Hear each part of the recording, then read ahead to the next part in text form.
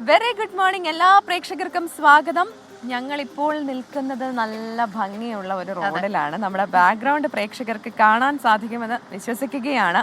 ഇവിടെ ഇങ്ങനെ red light കൊണ്ട് മുഴുവനും അലങ്കരിച്ചിരിക്കുകയാണ്. അപ്പോൾ എത്രത്തോളം അതിന്റെ ഭംഗി പ്രേക്ഷകരിലേക്ക് എത്തിക്കാനാകുന്നുണ്ടെന്ന് അറിയില്ല. എന്നാലും നമ്മുടെ രാഹുൽ സുദേവും ഒപ്പം തന്നെ എന്താ അങ്ങനെ നമ്മുടെ ടീം എല്ലാവരും സന്തോഷ് ചേകവരും അതെ ഈ റോഡിന്റെ സൗന്ദര്യം മുഴുവൻ അങ്ങനെ നിങ്ങൾക്ക് ഒപ്പിയെടുത്ത് തരുന്നുണ്ട് എന്ന് പ്രതീക്ഷിക്കുന്നു. ഇന്നത്തെ ദിവസത്തിന്റെ ഒരു പ്രത്യേകത എന്ന് പറഞ്ഞു കഴിഞ്ഞാൽ ഇന്ന് ഫെബ്രുവരി 13 കുംഭമാസം 1 നമ്മുടെ പ്രിയപ്പെട്ട കവി ONV കുറുപ്പിന്റെ ഓർമ്മദിനമാണ്. ഒരുപാട് പ്രണയ കവിതകൾ നമുക്ക് സമ്മാനിച്ച, ഒരുപാട് മറക്കാനാകാത്ത പ്രണയ ഗാനങ്ങൾ, ചലച്ചിത്ര ഗാനങ്ങൾ നമുക്ക് സമ്മാനിച്ച ONVയുടെ ഓർമ്മയിൽ ഇവിടെ ഇങ്ങനെ നിൽക്കുമ്പോൾ ഈ ചുവന്ന വെളിച്ചമൊക്കെ നമുക്ക് ആ രീതിയിൽ അദ്ദേഹത്തെ ഇങ്ങനെ ഓർത്തുകൊണ്ട് നമ്മൾ തുടങ്ങുകയാണ്. നമ്മളിപ്പോൾ നിൽക്കുന്നത് പാർക്ക് അവന്യൂ റോഡിലാണ്, സുഭാഷ് പാർക്കിന്റെ മുന്നിലാണ്. അപ്പുറത്തെ സൈഡിലും മഹാരാജാസ് കോളേജും ലോ കോളേജും ഒക്കെ ഉണ്ട്. അപ്പം അങ്ങനെ നല്ല സന്തോഷത്തോടെയാണ് ഞങ്ങൾ തുടങ്ങുന്നത്. ഈ കാഴ്ച നിങ്ങൾക്കും സന്തോഷപ്രദമാകും. അങ്ങനെ നമ്മുടെ ദിവസം നമുക്കിന്ന് തുടങ്ങാം. മോർണിംഗ് വാക്കിലേക്ക് എല്ലാ പ്രേക്ഷകർക്കും സ്വാഗതം.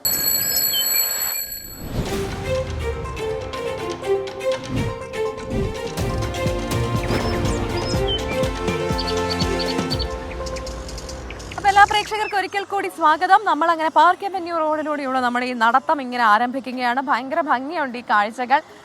അതിങ്ങനെ പ്രേക്ഷകരിലേക്ക് ഞങ്ങൾ കൂടുതൽ എത്തിക്കുകയാണ്. മാത്രമല്ല ഇവിടെ നാടകോത്സവം നടക്കുന്നുണ്ട് MG യൂണിവേഴ്സിറ്റി യൂണിയന്റെ. അപ്പോൾ അതിന്റെ ഒരു ബഹളവും കൂടി രാത്രി മുഴുവൻ നീണ്ടു അത്രേ. അപ്പൊ അതിന്റെ ഒരു ബഹളമൊക്കെ ബാക്കിലുണ്ട്. അതൊക്കെ അതിന്റെ കാഴ്ചകളുണ്ട്. ആരെങ്കിലും ഒക്കെ ഉണ്ടെങ്കിൽ നമുക്ക് അവരോട് ഈ നാടകോത്സവത്തിന്റെ വിവരങ്ങളൊക്കെ ചോദിച്ചറിയാം. ഇപ്പോൾ വളരെ പ്രധാനപ്പെട്ട ഒരു വാർത്തയിലേക്ക് നമ്മൾ പോവുകയാണ്. അമേരിക്കയിലേക്ക് പോവുകയാണ്. പ്രധാനമന്ത്രി അമേരിക്കയിൽ എത്തിയിരിക്കുന്നു. ഊഷ്മളമായ സ്വീകരണമാണ് അദ്ദേഹത്തിന് അവിടെ ലഭിച്ചത്. ഊഷ്മളമായ സ്വീകരണം ലഭിച്ചു. അദ്ദേഹം ഇന്ന് പ്രസിഡന്റ് ഡൊണാൾഡ് ട്രംപുമായി കൂടിക്കാഴ്ച നടത്തും. നിർണായക വിഷയങ്ങളൊക്കെ കൂടിക്കാഴ്ചയാകും. മാത്രമല്ല പ്രധാനമന്ത്രി ഇലോൺ മസ്കിനെ കാണുമെന്നും പറയപ്പെടുന്നുണ്ട്. കൂടുതൽ വിശദാംശങ്ങൾ നമുക്ക് മധു കൊട്ടാരക്കരയോട് തന്നെ ചോദിക്കാം അല്ലേ? Madhu, good morning and good evening. അപ്പോൾ പ്രധാനമന്ത്രി അങ്ങനെ ലാൻഡ് ചെയ്തിട്ടുണ്ട്. പ്രത്യേകിച്ച് ഇന്ത്യക്കാരെ വിലങ്ങണിയിച്ച് തിരിച്ചയച്ച സംഭവമൊക്കെ പ്രധാനമായും ചർച്ചയാകുമെന്ന് പറയുന്നുണ്ട്. അപ്പോൾ എന്തൊക്കെയാണ് പ്രധാന ചർച്ചാ വിഷയമാവുക? എങ്ങനെയാണ് വിവരങ്ങൾ? എങ്ങനെയാണ് മോദിയുടെ അവിടുത്തെ ആ ഒരു സന്ദർശനത്തിന്റെ വിവരങ്ങൾ? Good morning Smitha, Pravitha. പ്രധാനമന്ത്രി നരേന്ദ്രമോദി അമേരിക്കയിൽ എത്തിയിരിക്കുകയാണ്. വാഷിംഗ്ടൺ DC-യിൽ അല്പം മണിക്കൂറുകൾക്ക് മുമ്പാണ് മോദിയുടെ വിമാനം ജോയിന്റ് ബേസ് ആൻഡ്രൂസ് സൈനിക കേന്ദ്രത്തിൽ ലാൻഡ് ചെയ്തത്. ഡൊണാൾഡ് ട്രംപ് അധികാരം ഏറ്റപ്പോൾ 3 ആഴ്ച പിന്നിട്ടിരിക്കുകയാണ്. ഇവിടെ അമേരിക്കയിൽ എത്തുന്ന, വൈറ്റ് ഹൗസിൽ എത്തുന്ന 4ാമത്തെ രാഷ്ട്രത്തലവനാണ് പ്രധാനമന്ത്രി നരേന്ദ്രമോദി. മോദി ലാൻഡ് ചെയ്ത് വലിയൊരു സ്വീകരണമാണ് ഈ സൈനിക ബേസിലും തുടർന്ന് അദ്ദേഹം താമസിക്കുന്ന സ്ഥലത്തും ലഭിച്ചിരിക്കുന്നത്. മോദിയുടെ പ്രസ്താവനയും വന്നിട്ടുണ്ട്. ഇന്ത്യയും അമേരിക്കയുമായി ആഗോളതലത്തിൽ വളരെ തന്ത്രപ്രധാനമായ പങ്കാളിത്തത്തിനുള്ള ചർച്ചകൾക്കായിട്ടാണ് താൻ അമേരിക്കയിൽ എത്തിയിരിക്കുന്നത്. അതുമാത്രമല്ല ഇന്ത്യയിലെയും അമേരിക്കയിലെയും ജനതയ്ക്ക് വേണ്ടിയ നന്മയ്ക്ക് വേണ്ടിയും അതുപോലെ ഈ ഭൂമിക്ക് വേണ്ടിയും ഉള്ള നന്മകൾക്ക് വേണ്ടിയുള്ള ചർച്ചകളായിരിക്കും നടക്കുക എന്നാണ് മോദി പറഞ്ഞിരിക്കുന്നത്. വാഷിംഗ്ടണിൽ 6 ഉഭയകക്ഷി ചർച്ചകളാണ് ഷെഡ്യൂൾ ചെയ്തിരിക്കുന്നത്. ഇത് 2 ദിവസം കൊണ്ടാണ് നടക്കുന്നത്. ഇതിൽ ഡൊണാൾഡ് ട്രംപും മോദിയും തമ്മിലുള്ള നിർണായക ചർച്ച വ്യാഴാഴ്ച വൈകുന്നേരം പ്രാദേശിക സമയം 4 മണിക്ക് വൈറ്റ് ഹൗസിലെ ഓവൽ ഓഫീസിൽ വെച്ചായിരിക്കും നടക്കുക. ഈ 2 നേതാക്കൾ മാത്രമായിട്ടുള്ള നിയന്ത്രിത കൂടിക്കാഴ്ച ഉണ്ടായിരിക്കും. അതോടൊപ്പം തന്നെ ഇരുപക്ഷത്തുമുള്ള ഉദ്യോഗസ്ഥരുടെ സംഘവുമായിട്ടുള്ള ചർച്ചകളും വൈറ്റ് ഹൗസിൽ നടക്കും. ഡൊണാൾഡ് ട്രംപ് അധികാരമേറ്റ് ഈ 3 ആഴ്ചകൾക്കുള്ളിൽ ഇന്ത്യൻ പ്രധാനമന്ത്രി നരേന്ദ്രമോദി വൈറ്റ് ഹൗസിൽ എത്തുന്നത് ഇന്ത്യ അമേരിക്ക പങ്കാളിത്തത്തിന്റെ ഒരു പ്രാധാന്യമൊക്കെ വിളിച്ചോതുന്നതാണെന്ന് ഇന്ത്യയുടെ ഔദ്യോഗിക പ്രതികരണം ഇന്ത്യയുടെ വിദേശകാര്യ സെക്രട്ടറി വിക്രം മിസ്രി പറഞ്ഞിട്ടുണ്ട്.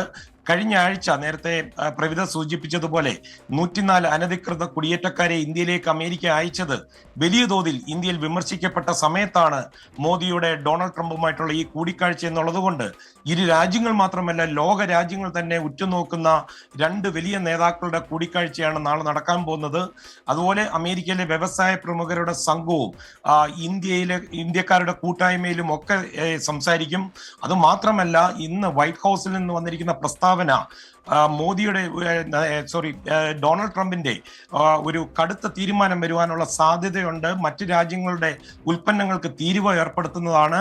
അത് നരേന്ദ്രമോദിയുടെ ചർച്ചയ്ക്ക് മുമ്പ് തന്നെ ഉണ്ടാകാനുള്ള സാധ്യതയുണ്ടെന്നാണ് വൈറ്റ് ഹൗസ് പ്രസ് സെക്രട്ടറി പറഞ്ഞിരിക്കുന്നത്. അമേരിക്കൻ ഉൽപ്പന്നങ്ങളോട് ഇന്ത്യയുടെ ഉയർന്ന തീരുവകളോടുള്ള എതിർപ്പ് കഴിഞ്ഞ ദിവസങ്ങളിൽ ഡൊണാൾഡ് ട്രംപ് പരസ്യമായി പ്രകടിപ്പിച്ച സാഹചര്യത്തിൽ കൂടിയാണ് മോദിയുടെ ഇപ്പോഴത്തെ ഈ സന്ദർശനം.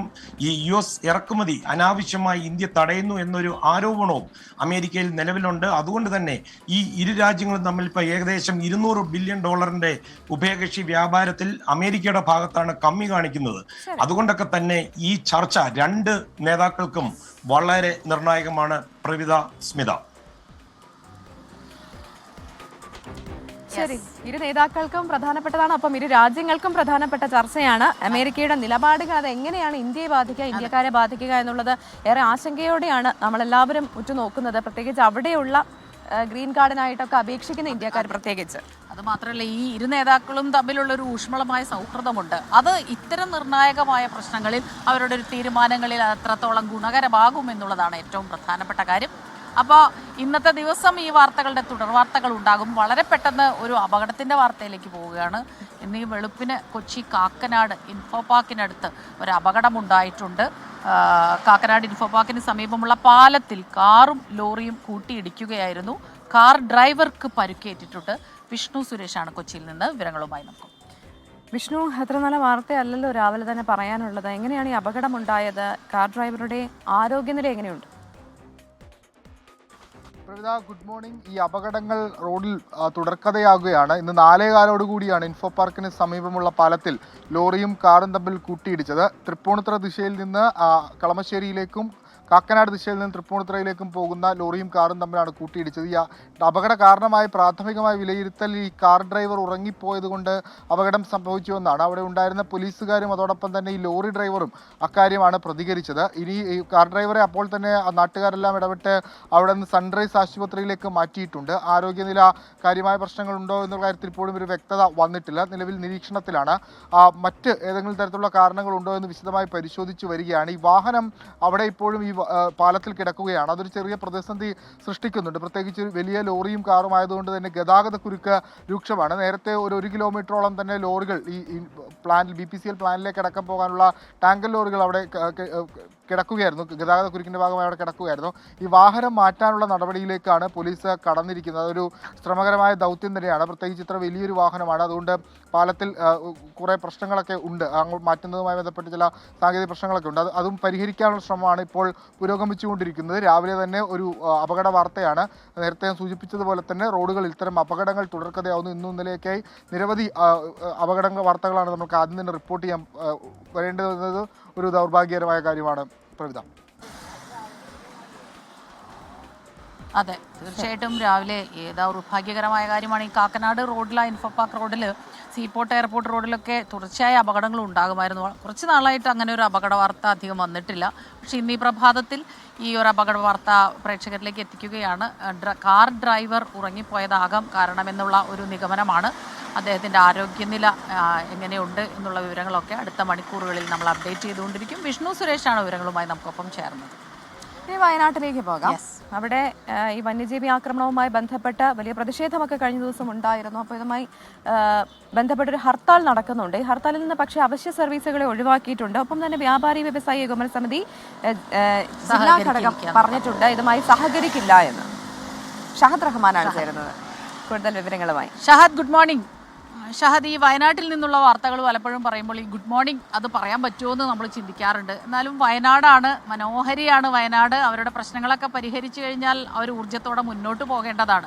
ഇന്നിപ്പോൾ ഈ ഹർത്താൽ, അതിൽ നമ്മൾ നേരത്തെ പറഞ്ഞതുപോലെ വ്യാപാരി വ്യവസായി ഏകോപന സമിതിയുടെ ജില്ലാ ഘടകം ഒഴിവ് ആക്കിയിട്ടുണ്ട്. അവരില്ല എന്ന് പറഞ്ഞിട്ടുണ്ട് നേരത്തെ തന്നെ.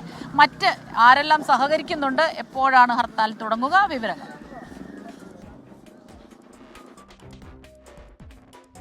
Very good morning Smitha, Pravitha. നിങ്ങൾ സൂചിപ്പിച്ചതുപോലെ തന്നെ വയനാട്ടുകാർക്ക് കഴിഞ്ഞ കുറച്ച് നാളുകളായിട്ട് അത്ര നല്ല ഗുഡ് മോർണിംഗ് അല്ല, അല്ലെങ്കിൽ നല്ലൊരു പ്രഭാതമല്ല എന്നുള്ളതാണ് ഏറ്റവും പ്രധാനപ്പെട്ടിട്ടുള്ള കാര്യം. നമുക്കറിയാം, കഴിഞ്ഞ കുറച്ച് ദിവസങ്ങളായിട്ട് വയനാടിനെ സംബന്ധിച്ചിടത്തോളം, അല്ലെങ്കിൽ കഴിഞ്ഞ കുറച്ച് നാളുകളായിട്ട് വയനാടിനെ സംബന്ധിച്ചിടത്തോളം വലിയ രീതിയിൽ വന്യജീവി ആക്രമണത്താൽ പൊറുതിമുട്ടുകയാണ്. ആനയായിട്ടും കടുവയായിട്ടും ഒക്കെ തന്നെ വലിയ രീതിയിൽ ബുദ്ധിമുട്ട് അനുഭവിക്കുന്ന ഒരു ജനതയാണ് വയനാട്ടിലുള്ളത്. അവിടേക്കാണ് തുടർച്ചയായിട്ട് ഇത്തരത്തിൽ ഈ ആക്രമണത്തിൽ പലരും മരണപ്പെടുന്ന ഒരു സാഹചര്യം ഉണ്ടായിട്ടുള്ളത്. അതിൻ്റെ കൂടി പശ്ചാത്തലത്തിലാണ് ഇപ്പോൾ ഇന്ന് UDF ഹർത്താലിന് ആഹ്വാനം ചെയ്തിട്ടുള്ളത്. രാവിലെ 6 മണി മുതൽ വൈകിട്ട് 6 മണി വരെയാണ് ഹർത്താൽ പ്രഖ്യാപിച്ചിരിക്കുന്നത്. നേരത്തെ പ്രവിധ സൂചിപ്പിച്ചതുപോലെ തന്നെ എന്നാൽ ഈ ഹർത്താലിനോട് വ്യാപാരി വ്യവസായി ഏകോപന സമിതി സഹകരിക്കില്ല എന്ന ഒരു നിലപാടാണ് സ്വീകരിച്ചിരിക്കുന്നത്. ഇന്നലെയും സമാനമായ രീതിയിൽ ചില സംഘടനകൾ നടത്തിയ ഹർത്താലുണ്ടായിരുന്നു. പക്ഷേ വ്യാപാരി വ്യവസായി ഏകോപന സമിതി സഹകരിച്ചിട്ടുണ്ടായിരുന്നില്ല. മാത്രവുമല്ല സാധാരണ രീതിയിലുള്ള ഒരു ജീവിതമായിരുന്നു ഇന്നലെ ഇവിടെ നടന്നിട്ടുണ്ടായിരുന്നത്. പക്ഷേ ഇന്ന് UDF ആണ് ഹർത്താൽ ആഹ്വാനം ചെയ്തിട്ടുള്ളത്. അപ്പോൾ അതിനോട് ജനം എങ്ങനെ പ്രതികരിക്കും എന്നുള്ളതാണ് നമ്മൾ നോക്കിക്കാണേണ്ടത്. പ്രത്യേകിച്ച് നമുക്കറിയാം കഴിഞ്ഞ കുറച്ച് നാളുകളായിട്ട് ജില്ലയിൽ ഇത്തരത്തിൽ ഈ മരണങ്ങളും അതുപോലെ തന്നെ ഹർത്താലും ഒക്കെ നടന്നുകൊണ്ടിരിക്കുന്നുണ്ട്. അപ്പോൾ ഇവിടുത്തെ സാധാരണക്കാരായ ജനങ്ങളുടെ ജീവിതത്തെ അത് വലിയ രീതിയിൽ ബാധിക്കുന്നുണ്ട്. പ്രത്യേകിച്ച് ഇപ്പോൾ ഈ മഞ്ഞുകാലമൊക്കെയാണ്. അപ്പം കൂടുതൽ ടൂറിസ്റ്റുകളൊക്കെ വരുന്ന ഒരു സമയം കൂടിയാണ്. അപ്പോൾ ഇത്തരത്തിൽ തുടർച്ചയായി ഇങ്ങനെ ഹർത്താലുകളും അതുപോലെ തന്നെ വന്യജീവി ആക്രമണങ്ങളുമൊക്കെ ഉണ്ടാകുമ്പോൾ ടൂറിസ്റ്റുകൾ കാര്യമായിട്ട് ഇങ്ങോട്ടേക്ക് വരുന്നില്ല എന്നുള്ളതാണ് വ്യാപാരികളൊക്കെ ഇന്നലെ പറഞ്ഞ്. നമ്മൾ ഇന്നലെ ഭക്ഷണം കഴിക്കാനൊക്കെ പോകുന്ന ഘട്ടത്തിൽ ഹോട്ടലുകാരോടൊക്കെ സംസാരിക്കുന്നുണ്ടായിരുന്നു. അപ്പോൾ അവരൊക്കെ പ്രധാനമായിട്ടും പറഞ്ഞ ഒരു കാര്യവും അതാണ്. പക്ഷേ അവശ്യ സർവീസിൽ നിന്നും ഹർത്താലിനെ ഒഴിവാക്കിയിട്ടുണ്ട്. ഞാൻ നിൽക്കുന്നത് ഇപ്പോൾ കൽപ്പറ്റ നഗരത്തിലാണ്. നമുക്ക് ദൃശ്യങ്ങളിൽ കാണാമെന്ന് വിചാരിക്കുന്നു. നിലവിലിപ്പോൾ കാറുകളും അതുപോലെ തന്നെ ബസ്സും വലിയ വലിയ ലോറികളുമൊക്കെ കാര്യമായിട്ട് ഇങ്ങോട്ട് വരുന്നുണ്ട് എന്നുള്ളതാണ്. അപ്പോൾ നമുക്ക് ലഭ്യമാകുന്ന വിവരം അനുസരിച്ച് അതൊരു 7 മണിയൊക്കെ ആകുമ്പോഴേക്കും ഈ ഹർത്താൽ അനുകൂലികൾ ഈ വാഹനങ്ങളൊക്കെ തടയാനുള്ള ഒരു സാധ്യതയുണ്ട്. കാരണം വയനാട്ടിലേക്ക് കടക്കുന്ന ഭാഗത്ത് ഇത്തരത്തിൽ തടയും എന്നൊക്കെ നേരത്തെ അറിയിച്ചിട്ടുണ്ട്. അപ്പോൾ അത്തരത്തിൽ എന്തെങ്കിലും ഉണ്ടാകുമോ ഈ സമരക്കാരുടെ ഭാഗത്തു നിന്നുള്ളതൊക്കെ കാത്തിരുന്ന് കാണേണ്ടതാണ്. എന്തായാലും നിലവിലെ സാഹചര്യത്തിൽ ഇപ്പോൾ കാര്യമായിട്ട് പ്രശ്നങ്ങളൊന്നും തന്നെയില്ല. വാഹനങ്ങളൊക്കെ നിരത്തുകളിലുണ്ട്. തൊട്ടടുത്ത കടകളൊക്കെ സമാധാനപരമായി തന്നെ ആ പ്രതിഷേധം ഉണ്ടാകട്ടെ അല്ലെ. കാര്യം അവരുടെ പ്രശ്നങ്ങൾ അവർ പറയുന്നത് വളരെ കൃത്യമായിട്ടുള്ള കാര്യങ്ങളാണ്. ഹർത്താൽ സമാധാനപരമാകട്ടെ എന്ന് നമുക്ക് പ്രതീക്ഷിക്കാം. ഷഹദ് റഹ്മാനാണ് വിവരങ്ങളുമായി നമുക്കൊപ്പം ചേർന്നത്. ഇതാ ഇവിടെ നാടകോത്സവം കഴിഞ്ഞ് കുറെ ടീം പോകുന്നുണ്ട് കേട്ടോ. രാത്രി മുഴുവൻ ഉറങ്ങാതിരുന്നല്ലേ? നമസ്കാരം. രാത്രി മൊത്തം ഉറങ്ങാണ്ടിരുന്ന കാത്തിരിപ്പാണ്. സ്റ്റുഡൻസ് ആണ് ഞങ്ങൾ. ആക്ടേഴ്സ് ബെസ്റ്റ് നാടകം ഇതുവരെ കഴിഞ്ഞു വെച്ചിട്ട് കായൽ കഹാനിയാണ്. നിങ്ങളിവിടെ നാടകം കാണാൻ വന്നവരാണോ? ഞങ്ങൾ ആക്ടേഴ്സ് ആണ്. ആക്ടേഴ്സ് ആണ്. ഓക്കെ. നിങ്ങളാണോ കായൽ? ഒരു നാടകം എന്ന് പറഞ്ഞാൽ വേണ്ടത് എന്റർടൈനിങ് ഫാക്ടറാണ്. ഒരു നാടകത്തിന് ആൾക്കാരെ ഇരുത്തി എല്ലാ ഫീൽഡിലും ഒരുമിച്ച് പിടിച്ച് കൺവേ ചെയ്യാൻ പറ്റിയ ഒരു നാടകത്തിൽ പൊളിറ്റിക്സ് ആണ് നമ്മൾ ഷോ ഓഫ് ചെയ്തിട്ടുള്ളത്. നമ്മൾ ഷോക്കേസ് ചെയ്തിട്ടുള്ളത് ദലിത് പൊളിറ്റിക്സ് വളരെ ക്ലാരിറ്റിയോട് കൂടി നമ്മൾ കാണിച്ചു കൊടുത്തിട്ടുണ്ട്. ഫേസ് ചെയ്യണ ഓരോ ക്രൂഷ്യൽ സിറ്റുവേഷൻസ് ഒക്കെ നമ്മൾ കാണാറുണ്ട്. ഇപ്പോഴും ഈ വേൾഡിൽ ഇപ്പോഴും മാറ്റി നിർത്താതെ എല്ലാം ഓരോ ഓഡിയൻസിലോട്ടും അടിച്ചു കൊടുത്തിട്ടുണ്ടെന്നാണ് ഞങ്ങളുടെ വിശ്വാസം. ഇപ്പോഴും ഈ മോഡേൺ വേൾഡിൽ എന്തെല്ലാം നമുക്ക് നമ്മുടെ ലക്ഷ്യം. പക്ഷെ നമ്മുടെ ഈ നാടകം ഒരാൾ മാറിയിട്ടുണ്ട് പറയാം. നമ്മുടെ ഈ നാടകത്തിൽ പ്രൈസ് അല്ല നമുക്ക് മുഖ്യം. ഈ നാടകം കണ്ട് ഒരാൾ മാറിയിട്ടുണ്ടെങ്കിൽ അതാണ് നമ്മുടെ വിജയം എന്നാണ് ഞങ്ങൾ കരുതുന്നത്. മാറ്റത്തിന് വേണ്ടിയിട്ട് അബ്ദുൽ സിനാൻ ഷാവുലമി റിഹാൻ. എവിടുന്നാ വരുന്നത് നിങ്ങള്? പൊന്നാനി. ഓരോരോ സ്ഥലം. പൊന്നാനിക്കാരനാണോ? അത്രയും ദൂരം. അടിപൊളി കേട്ടോ. നന്നായി. അപ്പൊ ഓൾ ദി ബെസ്റ്റ്. അപ്പൊ അതാണ് നല്ലൊരു ഓളുണ്ട് ഇവിടെ.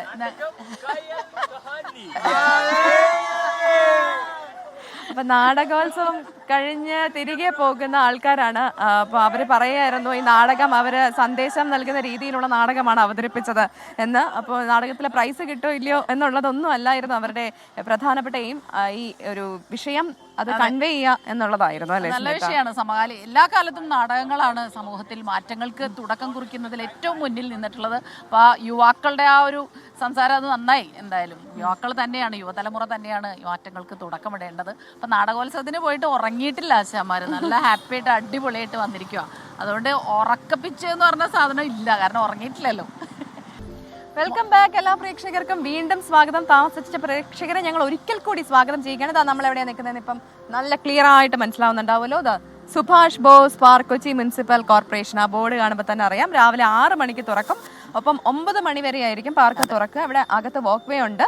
ഇവിടെ നല്ല ആക്റ്റീവാണ്. രാവിലെ വന്നപ്പോൾ തന്നെ ആക്റ്റീവ് എന്ന് പറഞ്ഞാൽ വണ്ടികൾ പോകുന്നത് മാത്രമല്ല, ഒരുപാട് പേര് ഇവിടെ നടക്കാനും ഓടാനും ഒക്കെ ആയിട്ട് ഈ റോഡിൽ കൂടെ വന്നിട്ട് സുഭാഷ് പാർക്കിനകത്തേക്ക് അവിടെ നല്ല സൗകര്യമുണ്ട്, അതിനുള്ള സംവിധാനങ്ങളൊക്കെ ഉണ്ട്. അപ്പോൾ സ്ഥിരമായി നടക്കാൻ ഇറങ്ങുന്നവരൊക്കെ ഉണ്ട്. നമുക്ക് പ്രേക്ഷകർ ഒരുപാട് മെസ്സേജസ് അയക്കുന്നുണ്ട്. ഇന്ന് നിൽക്കുന്ന സ്ഥലം നന്നായിട്ടുണ്ട് എന്ന് പറയുന്നവരുണ്ട്. അതുപോലെ ഒരുപാട് വാർത്തകളെ കുറിച്ച് പറയണു. വയനാടിനെ കുറിച്ച് ആശങ്കപ്പെടുന്നവരുണ്ട്. ഒരുപാട് മെസ്സേജസ്, ഗുഡ് മോർണിംഗ് മെസ്സേജസ് ആണ് കൂടുതൽ. ONV കുറുപ്പ് സാറിനെ ഓർക്കുന്നു എന്ന് പറയുന്നു. പ്രവിതയോട് ഒരു വട്ടം കൂടിയൻ ഓർമ്മകൾ മേയുന്ന പാട്ട് പാടണം, എന്നോട് കവിത ചൊല്ലണം എന്നൊക്കെ പറയുന്നുണ്ട്. വാർത്തകളുണ്ട്. വളരെ പ്രധാനപ്പെട്ട ഒരു വാർത്തയിലേക്ക് നമ്മൾ പോകുന്നു. വഖഫ് നിയമ ഭേദഗതി ബില്ലിലെ സംയുക്ത പാർലമെന്ററി സമിതിയുടെ റിപ്പോർട്ട് ഇന്ന് പാർലമെന്റിൽ അവതരിപ്പിക്കും. സമിതിക്ക് മുന്നിൽ വെച്ച തെളിവുകൾ സംബന്ധിച്ച റിപ്പോർട്ടും ഇരുസഭകളുടെയും മേശപ്പുറത്ത് വയ്ക്കും. ബില്ലിൽ 15 ഭേദഗതികളാണ് സമിതി നിർദ്ദേശിച്ചിരിക്കുന്നത്. 936 പേജുകളുള്ള സമിതിയുടെ റിപ്പോർട്ടിൽ 281 പേജുകൾ പ്രതിപക്ഷാംഗങ്ങളുടെ വിയോജനക്കുറിപ്പുകളാണ്. സംയുക്ത പാർലമെന്ററി സമിതി അധ്യക്ഷൻ ജഗദംബിക പാൽ ഏകപക്ഷീയമായാണ് പെരുമാറുന്നതെന്ന് പ്രതിപക്ഷം ആരോപണം ഉന്നയിച്ചിരുന്നു. പ്രതിപക്ഷം മുന്നോട്ട് വച്ച ഭേദഗതികൾ പൂർണ്ണമായും സമിതി വോട്ടിനിട്ട് തള്ളിയിരുന്നു. ബജറ്റ് സമ്മേളനത്തിന്റെ ആദ്യ ദിനം തന്നെ JPC റിപ്പോർട്ട് അവതരിപ്പിക്കാൻ ലിസ്റ്റ് ചെയ്തിരുന്നു. എങ്കിലും അവസാന നിമിഷം മാറ്റിവെക്കുകയായിരുന്നു. ആദായ നികുതി ഭേദഗതി ബില്ല് ഇന്ന് ധനമന്ത്രി നിർമ്മല സീതാരാമൻ ലോക്സഭയിൽ അവതരിപ്പിക്കും. ബജറ്റ് സമ്മേളനത്തിന്റെ ആദ്യ പാദം ഇന്ന് സമാപിക്കും.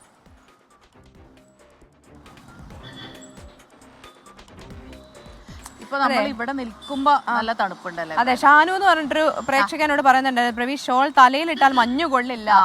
നമ്മളെ തണുപ്പ് നല്ല തണുപ്പുണ്ട് കേട്ടോ ഇവിടെ. രാവിലെ നല്ല തണുപ്പാണ് എല്ലാ ദിവസവും മോർണിംഗ് വാക്കിന് പോകുമ്പോ. പക്ഷേ സംസ്ഥാനത്തെ പൊതുവെയുള്ള ഒരു താപനില ഉച്ചയാകുമ്പോഴത്തേക്ക് ഒരു 10 മണിയൊക്കെ ആകുമ്പോഴേക്കും പിന്നെ പൊള്ളാൻ തുടങ്ങും. അതിലേക്കാണ് നമ്മൾ പോകുന്നത് അല്ലെ. കാലാവസ്ഥയെ കുറിച്ചാണ് പറയാൻ പോകുന്നത്. സംസ്ഥാനത്ത് ഇന്ന് പകൽ താപനില ഉയരാൻ സാധ്യതയുണ്ടെന്ന് കേന്ദ്ര കാലാവസ്ഥാ വകുപ്പ് മുന്നറിയിപ്പ് നൽകുന്നുണ്ട്. സാധാരണയേക്കാൾ 2 മുതൽ 3 ഡിഗ്രി സെൽഷ്യസ് വരെ ചൂട് കൂടാൻ സാധ്യതയുണ്ട്. പലയിടങ്ങളിലും പകൽ ചൂട് 35 ഡിഗ്രി സെൽഷ്യസിന് മുകളിൽ രേഖപ്പെടുത്തുകയാണ്. ഉയർന്ന ചൂട്, സൂര്യാഘാതം, സൂര്യാതപം, നീർജലീകരണം തുടങ്ങിയ ഗുരുതര ആരോഗ്യ പ്രശ്നങ്ങൾക്ക് കാരണമാകുമെന്നതിനാൽ പൊതുജനങ്ങൾ ജാഗ്രത പാലിക്കണമെന്ന് സംസ്ഥാന ദുരന്ത നിവാരണ അതോറിറ്റി വ്യക്തമാക്കി. പകൽ 11 മുതൽ 3 മണി വരെയുള്ള സമയത്ത് നേരിട്ട് ശരീരത്തിൽ കൂടുതൽ സമയം തുടർച്ചയായി സൂര്യപ്രകാശം ഏൽക്കുന്നത് ഒഴിവാക്കുക.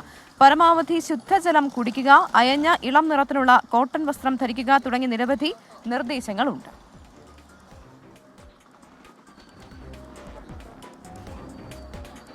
അപ്പൊ അതാണ് അല്ലെ, പ്രത്യേകിച്ച് ഞാൻ ആലോചിക്കുകയായിരുന്നു, ഇപ്പൊ തന്നെ 35 ഡിഗ്രി, അതായത് ഫെബ്രുവരി മാസം പകുതി ആവുന്നതേ ഉള്ളൂ. ഈ പ്രാവശ്യം ജനുവരി മുതൽ ചൂട് തുടങ്ങിയിരുന്നു. ഫെബ്രുവരി ആയപ്പോഴേക്കും വല്ലാതെ ചൂടുണ്ട്. അത് കേരളത്തിന്റെ എല്ലാ ഭാഗങ്ങളിലും ഇതാണ് അവസ്ഥ. അപ്പൊ നമ്മള് ഏപ്രിൽ മെയ് എന്തായിരിക്കും അതെ അശ്രദ്ധമായി ഇതിനെ അല്ലെങ്കിൽ അത്ര കാര്യമായിട്ട് എടുക്കാതെ വിടരുത്. നമ്മൾ നന്നായി വെള്ളം കുടിക്കുക. പലതരത്തിലുള്ള അസുഖങ്ങൾ പടരുന്ന ഒരു കാലം കൂടിയാണ്. അപ്പൊ വെള്ളം കുടിച്ചാൽ ഒരു പരിധി വരെ നമുക്ക് പ്രതിരോധിക്കാൻ കഴിയും.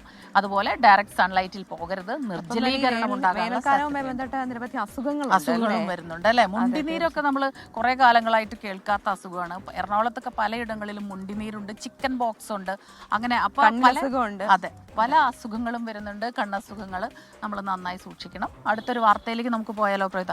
വയനാട്ടിലേക്കാണ്. പുൽപ്പള്ളിയിൽ വാക്കുതർക്കത്തെ തുടർന്നുണ്ടായ കത്തിക്കുത്തൽ പരുക്കേറ്റ യുവാവ് മരിച്ചു. ഏരിയപ്പള്ളി ഗാന്ധിനഗർ സ്വദേശിയായി റിയാസ് ആണ് മരിച്ചത്. പുൽപ്പള്ളി ബിവറേജസ് ഔട്ട്ലെറ്റിന് മുൻപിലാണ് സംഭവം. പരുക്കേറ്റ റിയാസിനെ കോഴിക്കോട് മെഡിക്കൽ കോളേജിലേക്ക് കൊണ്ടുപോയെങ്കിലും ജീവൻ രക്ഷിക്കാൻ കഴിഞ്ഞില്ല. CCTV ദൃശ്യങ്ങൾ പരിശോധിച്ചതിൽ നിന്ന് പ്രതിയെക്കുറിച്ച് വ്യക്തമായ സൂചന ലഭിച്ചിട്ടുണ്ട്. മീനംകൊല്ലി സ്വദേശിയാണ് ആക്രമണം നടത്തിയതെന്നാണ് സൂചന. ഇയാൾക്കായി അന്വേഷണം ഊർജിതമാക്കിയിട്ടുണ്ട്.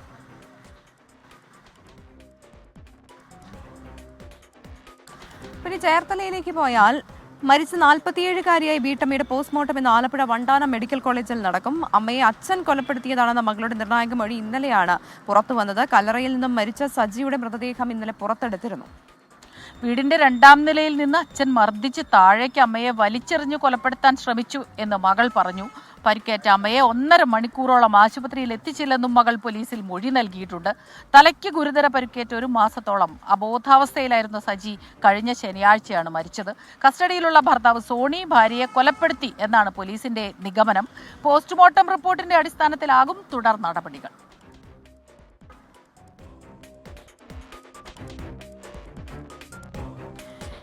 നമുക്ക് നമ്മുടെ നടത്തം തുടരാം അല്ലേ സ്മിത? അതോടൊപ്പം തന്നെ നമ്മൾ ഈ വാർത്തകളൊക്കെ പറയുമ്പോഴേ ചിലർക്ക് ചില കാര്യങ്ങൾ ഇഷ്ടപ്പെടില്ല, ചിലർക്ക് ഇഷ്ടപ്പെടും. അപ്പൊ അത്തരത്തിലാണ് ആൾക്കാരുടെ പ്രതികരണങ്ങൾ നമ്മുടെ കമന്റ് ബോക്സിൽ തന്നെയാണ്. പക്ഷെ അതൊരു പരിധി വിടുമ്പോൾ നമുക്കത് അതിൽ ആക്ഷൻ എടുക്കാണ്ടിരിക്കാൻ പറ്റില്ല അല്ലേ? അപ്പൊ പറഞ്ഞു വരുന്നത് നമ്മുടെ 24 ചീഫ് എഡിറ്റർ ആർ ശ്രീകണ്ഠൻ നായരുടെ ശ്രീകണ്ഠൻ നായർക്കും ഭാര്യയ്ക്കുമെതിരെ SKനും ഭാര്യയ്ക്കുമെതിരെ വലിയ രീതിയിലുള്ള സൈബർ ആക്രമണം ഉണ്ടായിരുന്നു അല്ലെ. അതുമായി ബന്ധപ്പെട്ട് 3 പേർ കൂടി പിടിയിലായിട്ടുണ്ട്, അറസ്റ്റിലായിട്ടുണ്ട് എന്നുള്ളതാണ്. അപ്പോൾ ബിജു നെടുമൺകാവ്, MV പ്രദീപൻ, പ്രജീഷ് എന്നിവരെയാണ് അറസ്റ്റ് ചെയ്തത്. കലാപാഹ്വാനം ഉൾപ്പെടെയുള്ള വകുപ്പുകൾ ചുമത്തിയാണ് ഇപ്പോൾ അറസ്റ്റ്.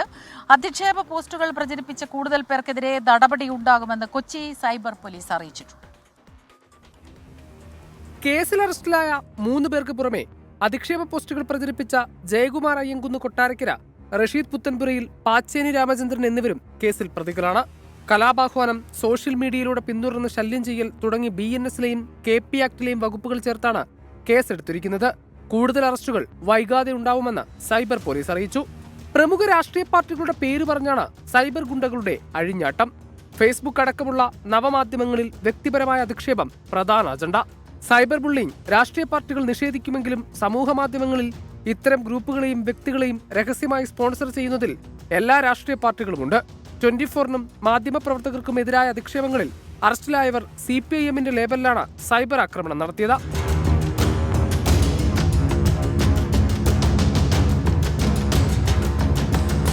കേസിൽ ഉൾപ്പെട്ട സൈബർ ഗ്രൂപ്പുകളുമായി പാർട്ടിക്ക് യാതൊരു ബന്ധവുമില്ല എന്ന് CPIM നേതൃത്വം വ്യക്തമാക്കി. 24 കൊച്ചി.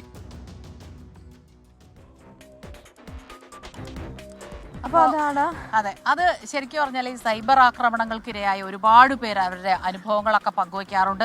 സങ്കടകരമാണ് കാര്യങ്ങൾ, ഒറ്റപ്പെട്ടു പോകുന്ന ഒരു ഫീലിംഗ് ആണ്. അപ്പോൾ തീർച്ചയായിട്ടും അത് അങ്ങനെ ചെയ്യരുത്. കർശനമായ നിയമങ്ങൾ ഇതിന് പിന്നിലുണ്ട്. ഇതുപോലെയൊക്കെ ചെയ്താൽ തടയിടാൻ. അപ്പോൾ അതിനൊരു മാതൃക കൂടി ആകട്ടെ. നമ്മളൊരു മാധ്യമം ആയതുകൊണ്ട് തന്നെ നമുക്ക് അതിന് എന്ത് ചെയ്യണം എന്നൊക്കെ കൃത്യമായിട്ട് അറിയാം. പക്ഷെ അതൊന്നും അല്ലാതെ ചില ആളുകളുണ്ടല്ലേ പുറത്ത്, അവരെ സംബന്ധിച്ച് എന്ത് ചെയ്യണമെന്ന് അറിയാത്ത നിലയിലൊക്കെ നിൽക്കുന്ന ഒരവസ്ഥയുണ്ടാവും. നമ്മൾ അതിനെക്കുറിച്ചൊരു ക്യാമ്പയിൻ തന്നെ പ്രേക്ഷകരിലേക്ക് എത്തിച്ചിരുന്നു. പക്ഷേ നല്ല സന്ദേശങ്ങൾ ഇടുന്നവർ ഒരുപാട് പേരുണ്ട്. വളരെ പോസിറ്റീവായിട്ട് വിയോജിപ്പുകൾ അവർ പ്രകടിപ്പിക്കുന്നവരുണ്ട്. നമ്മുടെ ഒരു പ്രേക്ഷകൻ, അത് ഒരു വിയോജിപ്പെന്ന് പറയാൻ പറ്റില്ല, ഹസീനയാണ് പ്രേക്ഷക. ഹസീന ഷാജി പറയാ, എന്തൊക്കെ ആയാലും റെജിനും ക്രിസ്റ്റിനെയും മെസ്സേജ് വായിക്കുമ്പോഴുള്ള ഒരു സംതൃപ്തി അത് വേറെ ആര് വായിച്ചാലും കിട്ടില്ല. അതെന്താണാലും ഞങ്ങളൊന്ന് വായിച്ചതാ. ഞാനും പ്രവിതയും വായിക്കുമ്പോഴും മെസ്സേജസ് കേൾക്കുമെന്ന പ്രതീക്ഷയോടെ. അതെ, ഇപ്പോൾ സമയം 6:27 ഈ മറ്റൊരു സ്റ്റോറിയിലേക്ക് പോയാൽ 24 കണക്റ്റും K ചിറ്റിലപ്പള്ളി ഫൗണ്ടേഷനും സംയുക്തമായി നിർമ്മിച്ച് നൽകുന്ന പാലക്കാട് ജില്ലയിലെ 11ാമത്തെ വീടിന്റെ തറക്കല്ലടിയിൽ പുതുപ്പരിയാരത്ത് നടന്നു. ഓട്ടോ ഡ്രൈവറായ ദിനേശ് കുമാറിനും കുടുംബത്തിനുമാണ് 24 കണക്റ്റിന്റെ തണലിൽ വീടൊരുങ്ങുന്നത്. K ചിറ്റിലപ്പള്ളി ഫൗണ്ടേഷനും 24 കണക്റ്റും കൈകോർത്തപ്പോൾ മറ്റൊരു കുടുംബത്തിനു കൂടി സ്വപ്നഭവനം ഒരുങ്ങുകയാണ്. പുതുപ്പരിയാരം പഞ്ചായത്തിലെ 12ാം വാർഡ് കാവിൽപ്പാട് പൊട്ടക്കുളം സ്വദേശി ദിനേശ് കുമാർ രമ്യ ദമ്പതികൾക്കാണ് പുതിയ വീടൊരുങ്ങുന്നത്. ഓട്ടോ ഓടിച്ചു കിട്ടുന്ന വരുമാനത്തിൽ നിന്ന് ഒരു വീടൊരുക്കുകയെന്ന സ്വപ്നം ഏറെ അകലെയായപ്പോൾ ദിനേശ് 24 കണക്റ്റുമായി ബന്ധപ്പെടുകയായിരുന്നു. K ചിറ്റിലപ്പള്ളി ഫൗണ്ടേഷനും 24 കണക്റ്റും ചേർന്ന് നടത്തുന്ന ഭവന പദ്ധതിയിൽ നമ്മളെ ഉൾപ്പെടുത്തിയതിലും നമ്മളെ ഇതിൽ പരിഗണിച്ചതിലും ഒരുപാട് സന്തോഷം. ഒരുപാട് നാളായി വീട് എന്നുള്ളൊരു സ്വപ്നത്തിന് വേണ്ടി അലയാണ്. ലൈഫ് മിഷൻ്റെ ഒരു ഇതിൽ വേണ്ടി കാത്തു നിൽക്കുകയായിരുന്നു. പക്ഷെ അതിൽ വന്നിട്ട് ഓരോരോ കാറ്റഗറി ആയിട്ടാണ് കൊടുക്കുന്നത്. അപ്പോൾ നമ്മൾ ഒരുപാട് ബാക്കിലാണെന്ന് അറിഞ്ഞു. അപ്പോഴാണ് ഇങ്ങനെ ഒരു സംരംഭത്തെ കുറിച്ചിട്ട് അറിഞ്ഞത്. അതിൽ നമ്മൾ അപേക്ഷിച്ചു. നമ്മളെ തിരഞ്ഞെടുത്തതിൽ ഒരുപാട് സന്തോഷം. വീടിന്റെ തറക്കല്ലിടൽ ചടങ്ങിൽ വാർഡ് മെമ്പർ ജയപ്രകാശ്, 24 കണക്ട് ജില്ലാ കോർഡിനേറ്റർ ജയപ്രകാശ് എന്നിവർ പങ്കെടുത്തു. 24 പാലക്കാട്. അപ്പൊ അങ്ങനെയാണ് കാര്യങ്ങൾ. ഇനി കമന്റ് ബോക്സിലേക്ക് വന്നു കഴിഞ്ഞാൽ ഒരുപാട് പ്രേക്ഷകർ നമുക്ക് ഗുഡ് മോർണിംഗ് ഒക്കെ പറയുന്നുണ്ട്. നാടക കലാകാരന്മാരെ കുറിച്ച് വാർത്ത ചെയ്യണമെന്ന് അരുൺ പറയുന്നു. നമ്മൾ ചെയ്യാറുണ്ടല്ലോ, ഇടയ്ക്ക് ചെയ്യാറുണ്ട്. അതെ, സൂപ്പർ എഫേർട്ട് എന്ന് അഖില് പറയുന്നുണ്ട്. എന്തിനെ കുറിച്ചാണെന്ന് മനസ്സിലായില്ല. വയനാട് വന്യജീവികളുടെ സ്വന്തം നാട്, അങ്ങനെ വാർത്തയെക്കുറിച്ച് പറയുന്നുണ്ട്.